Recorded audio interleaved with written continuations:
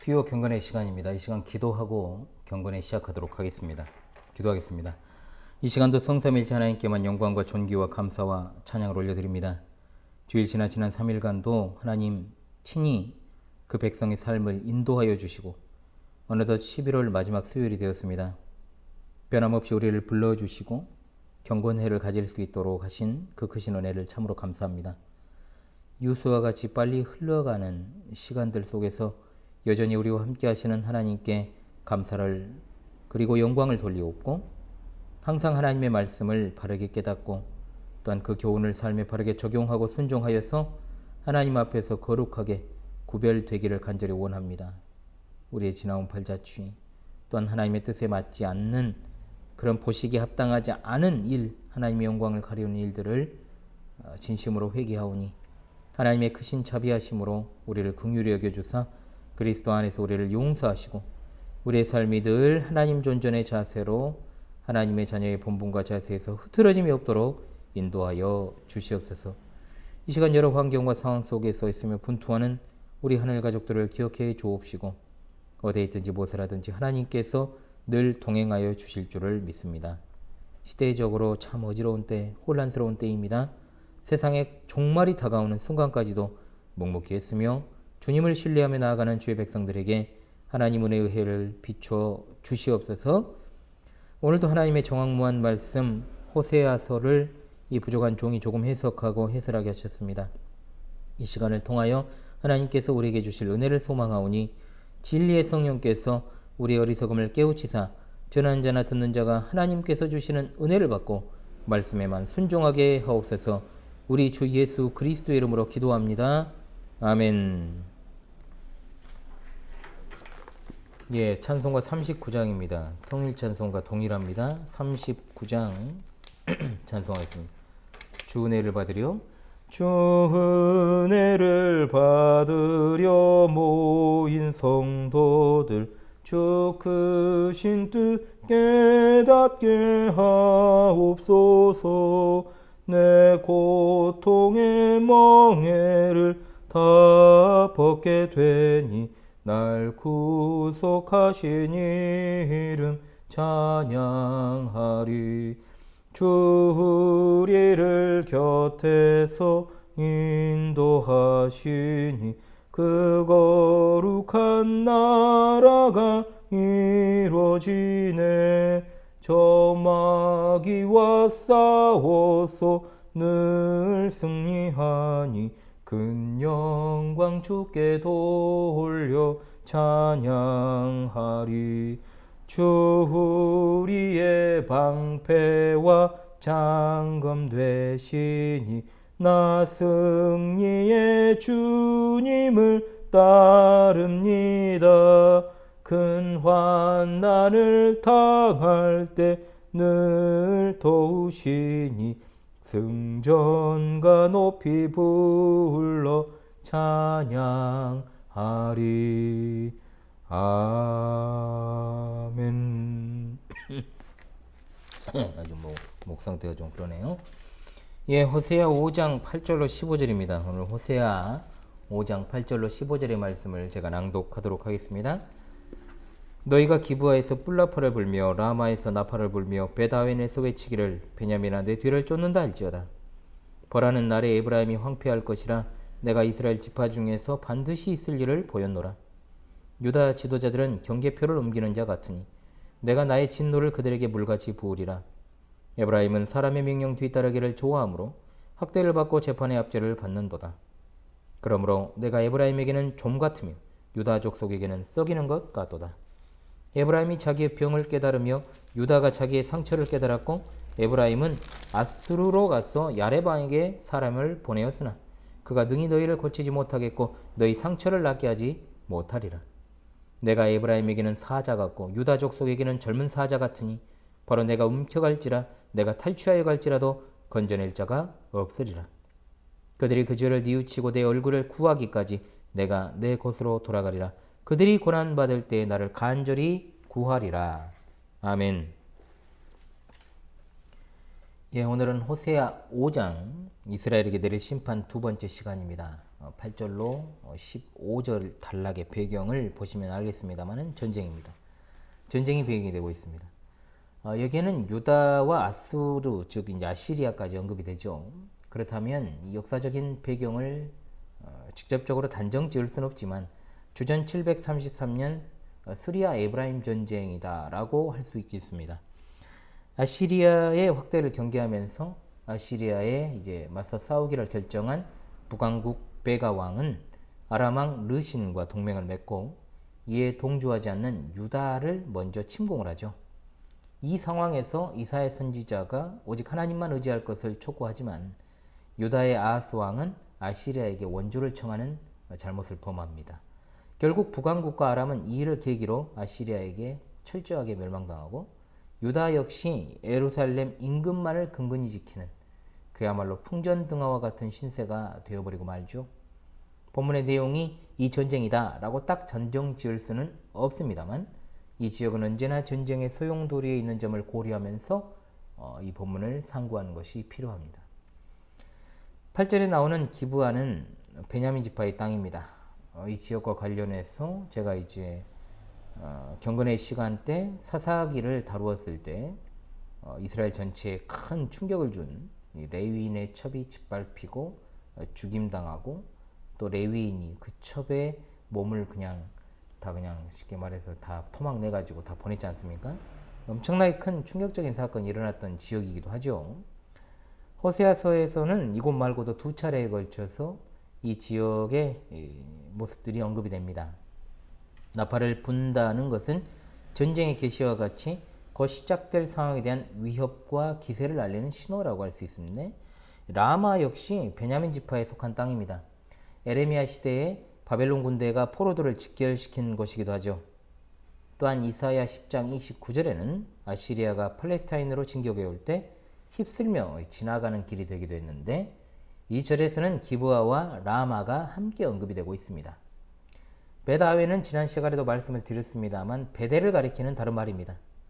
베냐민아 뇌 뒤를 쫓는다라는 말은 대적이 베냐민 뒤에서 온다는 말입니다. 즉 북왕국 에브라임을 멸망시킨 대적이 바로 베냐민 유다에게 침입한다는 급박한 경고의 외침이라고 볼 수 있겠죠. 9절에 벌하는 날에 쓰인 표현은 2절에 쓰인 벌하다는 명사형입니다. 즉 단순히 벌하는 것이 아니고 훈육하고 변화를 위한 징계다라고 봐야 되죠. 이스라엘을 가리키는 말을 1절에서처럼 이스라엘 족속이라고도 하고 9절처럼 이스라엘 지파로 표현할 때가 있습니다. 10절에서는 유다의 현실, 11절에서는 에브라임의 현실, 12절에서는 유다와 에브라임 모두에 대해서 말하는 것을 볼 때 이스라엘을 구성하는 개별 단위를 강조하는 이스라엘 지파라는 표현인 것으로 이해됩니다. 반드시 있을 일로 번역된 단어는 사람과 관련할 때에는 신실하다, 충성되다와 같은 의미를 지니고 사물이나 일과 연관해서는 견고하다, 확실하다와 같은 의미를 가지고 있는데 하나님과 연계해서 이 단어가 쓰이는 것으로 봤을 때 본문 9절이 의미하는 바는 앞으로 일어날 일을 말하겠다라는 한글 표현과는 달리 이제 하나님이 말씀하시는 것은 참되고 확실하고 견고하다라는 것으로 볼 수 있습니다. 이스라엘은 견고하지도 신실하지도 않으나 하나님만 신실하시고 참되십니다. 하나님께서 벌하시는 날에 에브라임은 황폐하게 됩니다. 하나님께서는 이스라엘 지파들 가운데서 진실하고 참된 일을 행하십니다. 사람들은 강교하기에 정함이 없고 또한 이익에 따라서 흔들리지만 하나님께서는 한결같으시고 참되신 분이십니다. 이 어찌 우리에게 기쁜 일이 아닐 수 있겠습니까? 10절을 통해 알 수 있는 것은 유다와 에브라임의 전쟁은 서로에게 주어진 하나님의 기업을 부정하는 전쟁입니다. 경계표가 여기서는 굉장히 핵심적인 단어입니다. 하나님께서 이스라엘의 가족들에게 주신 기업을 표시한 것이 바로 경계표입니다. 이런 경계표는 모든 땅이 하나님의 것임과 각 지파와 가족에게 주신 땅이 구분되어 있음을 보여줍니다. 땅은 하나님의 것이면서 또한 각 사람이 거주할 수 있게끔 주어진 것이므로 이스라엘에게는 땅의 경계표를 유념하고 지키는 것이 필수적이라고 할 수 있죠. 그래서 이와 연관된 경고들이 성경에 아주 많이 나옵니다. 신명기 19장 14절에 내 하나님 여호와께서 내게 주어 차지하게 하시는 땅, 곧 내 소유가 된 기업의 땅에서 조상이 정한 내 이웃의 경계표를 옮기지 말지니라 했고, 신명기 27장 17절에 그의 이웃의 경계표를 옮기는 자는 저주를 받을 것이라 할 것이요 모든 백성은 아멘 할지니라 말씀하였습니다. 잠언 22장 28절에 내 선조가 세운 옛 지계석을 옮기지 말지니라. 잠언 23장 10절에도 옛 지계석을 옮기지 말며 고아들의 밭을 침범하지 말지니라. 즉 땅의 경계표에 관한 것이 하나님과 이스라엘의 언약 관계에서 비롯된 근본적인 사항이라는 것을 보여주죠. 단순하게 부동산의 문제가 아니라는 겁니다. 본질의 문제라는 거죠. 그리고 잠언의 구절들은 탐욕과 교만으로 인해 이 땅에서 곤고하게 되고 가난하게 되고 홀로 된 이들의 권리를 침범하지 말 것을 분명하게 말씀하는 구절입니다. 지나친 욕심에 대한 경고인과 동시에 우리를 살게 하는 것이 땅이 아니라 바로 하나님이시라는 사실을 기억하게 하는 것입니다. 동시에 모든 사람에게 누리며 살아갈 땅이 필요하다는 의미이기도 하지요. 유다의 지도자들이 경계표를 옮기는 자 같다는 건 1차적으로 유다의 지경을 넘어 북왕국 지경까지 침투해 들어간 상황을 가리키지만, 상징적으로는 탐욕과 욕망에 사로잡혀 하나님의 언약을 어기고 다른 이를 해치고 차지했음을 의미하는 겁니다. 무엇보다 그들은 그들의 분기신 여호와를 버리고 다른 신들에게 기웃거리는 자들이고 하나님만을 섬기며 살아야 한다는 믿음의 경계표를 옮기는 자들이라고 할 수 있습니다. 하나님은 그들에게 진노를 쏟아 부으실 것입니다. 11절은 좀 이해하기가 쉽지 않은데, 명령이라고 번역된 단어가 헛되다는 뜻을 가진 것으로 봤을 때 이 표현을 헛되다고 하는 것으로 풀게 되면, 헛되다는 단어에 뒤이어 뒤따르다는 말이 오는 것으로 봤을 때는 여호와 하나님이 아닌 다른 신들의 뒤를 따르는 것과 연관되어 쓰인 것이다 라고 볼 수 있겠습니다. 어찌되었든 에브라임이 하나님이 아닌 다른 것을 따라 걸어가기를 선택하고 즐겼다는 것, 이것이 이 절의 뜻이죠. 사람의 명령이나 헛된 우상을 따랐을 때 그들에게 수반되는 것이 바로 뭉개져버린 재판 아니겠습니까? 하나님을 버리고 떠난 세상의 특징 무엇입니까? 항상 억압과 불의가 존재합니다. 공정이 없습니다. 어떤 사회가 억압과 착취, 그리고 재판에 있어 정의롭지 못하고 불의가 가득하다면 그 사회는 더 이상 여호와를 경외하지 않는 사회라고 볼 수 있는 것이죠. 여호와 하나님에 대한 신앙이 억압과 착취가 없는 세상 재판에서의 정의와 직접 관련된다라고 하는 것을 다시금 확인할 수가 있습니다. 지금 현실의 어떤 대한민국 판을 보십시오. 어떻게 돌아가고 있습니까? 재판정이 완전히 개판이잖아요. 또한 아시리아로 인해서 억눌리고 재앙을 겪게 될 북왕국의 모습을 가리키는 것으로 볼 수 있습니다. 그렇게 되면 재판이라는 단어를 심판으로도 쓸 수 있게 되겠지요. 이제 하나님께서는 하나님을 의지하지 않고 전쟁하는 유다와 에브라임의 참상을 고발하신과 동시에 그들이 좀과 썩이는 것이 된다라고 말씀합니다. 어떤 물건을 아무리 귀중하게 여기면서 그것을 보관한다고 해도 그것에 좀이 슬고 썩어버리면 그냥 똥 되는 겁니다. 똥. 아꼈다 똥 된다는 말 하잖아요.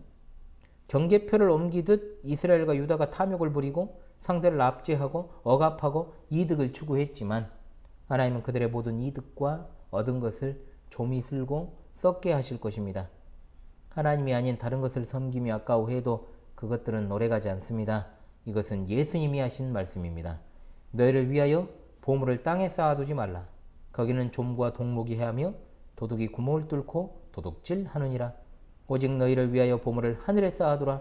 거기는 좀이나 동록이 해하지 못하며 도둑이 구멍을 뚫지도 못하고 도둑질도 못하느니라. 아멘. 보물을 하늘에 쌓아둔다라고 하는 것은 하나님 한 분만 바라고 구하며 살아가기 때문에 풍요를 찾아서 다른 신들이나 다른 것들에 기웃거리지 않고 자신의 이득을 위해 이웃의 경계표를 옮기지 않고 억압과 착취 없는 삶을 살아간다라는 의미입니다.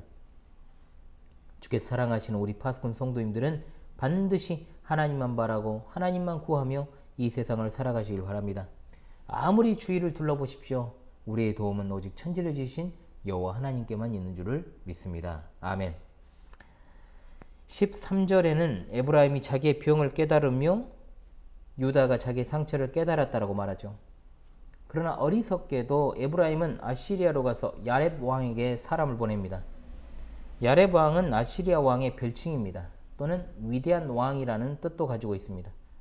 나라들 사이에 세력 다툼이 끊이지 않고 열강이 출몰하는 상황 속에서 이들은 여호와께로 돌아가는 것이 아니라 그 당시 가장 강력했던 아시리아를 의지하려고 합니다. 참으로 이런 점에서 이들은 음란한 백성들이죠. 하지만 그토록 바라고 의지하던 아시리아 왕은 결코 이스라엘을 고칠 수도 없고 그 상처가 사라지게 할 수도 없습니다. 하나님께서는 오히려 에브라임에게는 사자 같고 유다 족속에게는 젊은 사자가 되십니다. 사자가 그 먹잇감이 된 동물을 찢은 다음에 데려가니 누가 그것을 여러분 막을 수 있겠습니까? 여호와께서 그렇게 에브라임과 유다를 찢고 잡아가 버리심으로 아무도 그들을 건질 수가 없습니다. 이스라엘의 실패와 패망의 원인은 국력이 약화되어서도 경제가 쇠퇴해서도 아닙니다. 이스라엘의 하나님 여호와 그분이 이스라엘에게 좀과 썩이는 것이 되었기 때문입니다. 여호와 하나님이 이스라엘을 찢으시기에 이스라엘에게는 현재의 참상이 남아 있습니다. 이스라엘은 여호와 하나님이 그들의 참된 보호자요 남편이지만 다른 신과 다른 힘센 나라를 끊임없이 추구하고 의지합니다. 어리석은 그들은 여호와의 도우심과 보호하심을 당연한 것으로 여기고 거기에 덧붙여 다른 것을 찾지만 정작 그들을 썩게 하고 찢으시는 이가 여호와 하나님이심을 모릅니다. 하나님의 은혜로운 돌보심을 당연한 것으로 여기고 가벼이 여기는 이들은 여호와야말로 모든 생명의 근원임을 결국 깨닫게 될 것입니다. 하나님께서는 계속해서 말씀하시기를 내가 내 곳으로 돌아가리라고 하십니다. 하나님은 더 이상 이 백성들을 돕거나 관여하지 않으실 것입니다. 그러면 언제 변화가 있어야 되겠습니까? 이 모든 참상이 여호와를 버리고 떠나버린 데서 비롯되었기 때문에 당연히 그 변화와 출발점은 그 근원은 하나님께 돌아가는 것입니다. 자신들의 참상이 죄로 인한 결과임을 깨달은 이스라엘은 이제 하나님의 얼굴, 하나님의 은혜와 불쌍히 여기심을 구하게 됩니다. 그들이 겪는 환난의 때 오직 하나님만을 간절히 구하게 됩니다. 이스라엘이 하나님으로부터 돌아서니 하나님도 그들로부터 떠나 돌이키셨습니다. 이제 이스라엘이 하나님께로 돌이킬 때 하나님도 그들을 향해 돌아오실 것입니다. 이스라엘의 하나님은 문을 닫아버리신 분이 아니라 언제든 그 문으로 들어와 두드리고 찾으면 열어주시는 분이십니다. 이렇게 하나님을 구하는 데 기여한 것이 그들의 환난이죠.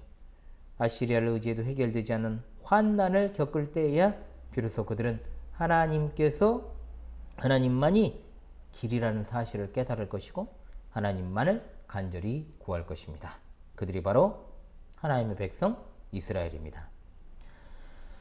주께서 사랑하시는 우리 파수꾼 성도들이시여, 우리는 이스라엘의 죄와 심판을 거울로 삼아야 됩니다. 예수님을 믿고 구원받은 우리가 이제 하나님만 경외하고 섬기고 모든 불의와 악을 철저하게 내어버려야 됩니다. 또한 마지막 시대에는 종교 지도자들이 자신들의 역할을 잘 수행하는 것이 중요한데요. 항상 그래왔듯 지도자들이 오히려 교계를 어지럽히고 타락시킵니다. 그 모습을 우리가 보고 있잖아요. 마지막 시대에 참된 목사와 더불어 신앙생활하는 것 정말 크나큰 복입니다. 또한 목사들은 자신들의 직임을 온당하게 감당하지 못할 때 최우선적으로 하나님의 심판의 대상이 될 수 있다라고 하는 것을 잊지 말고 여기저기 기웃거리지 말고 오로지 목양의 사명 잘 감당해야 될 줄로 믿습니다. 또한 우리는 하나님께 복 받았을 때 더욱더 겸손한 자세로 그분께 순종해야 됩니다. 또한 위기가 닥쳤을 때 오로지 해결책은 하나님이심을 믿고 하나님만을 찾는 복되고 거룩한 백성들이 모두가 다 될 수 있기를 간절히 소망합니다. 아멘. 예, 새 찬송가 322장, 통일 찬송가 357장입니다. 새 찬송가 322장, 통일 찬송가 357장입니다. 세상에 헛된 신을 버리고 세상에 헛된 신을 버리고 하나님 이름 높여 기리세 온 천하 백성 모두 나와서 다 같이 하나님만 기세 세상에 헛된 우상 버리고 인간의 모든 부귀영화와 거짓과 불의 모두 버리고 온전히 하나님만 섬기세. 주님의 백성 서로 헤아려 시기와 미움 아주 버리고 하나님만을 홀로 섬기는 천국을 어서 이뤄 주소서. 아멘.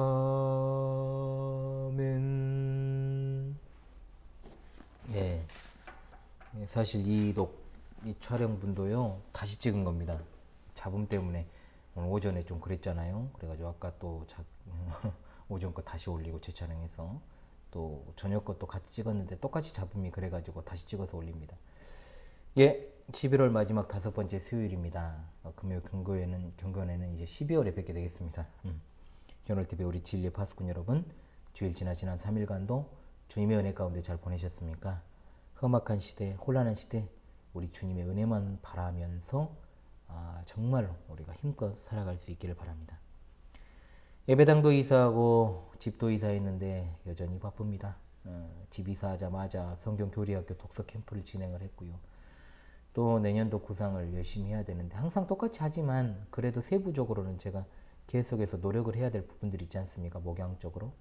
근데 그런 것들을 제가 못하고 있어요. 산도 한번 가야 되는데 제가 산에 가는 이유가 여러 가지가 있다 그랬잖아요, 여러분. 제가 그런 것들을 좀 구상하면서 머리도 좀 식혀야 되는데 그럴 틈이 없어요. 그럴 틈이. 그래가지고 12월 달에 한번 기회가 오지 않을까 싶은데 시은이만 누가 봐주시면 가능해요, 그게. 예, 물론 이제 시은이가 어린이집을 엊그제부터 이제 가기 시작했습니다만 이제 적응 중이에요. 1시간만 가면서.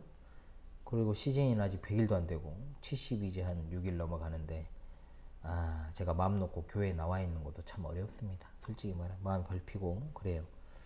이런 상황에 놓여 있는 것은 어쩔 수 없는 일이 아닙니까, 여러분? 하지만 어느 것 하나 온전하게 집중하지 못한다는 것이 굉장히 제게는 좀 지금의 애로사항이라고 볼 수가 있겠습니다.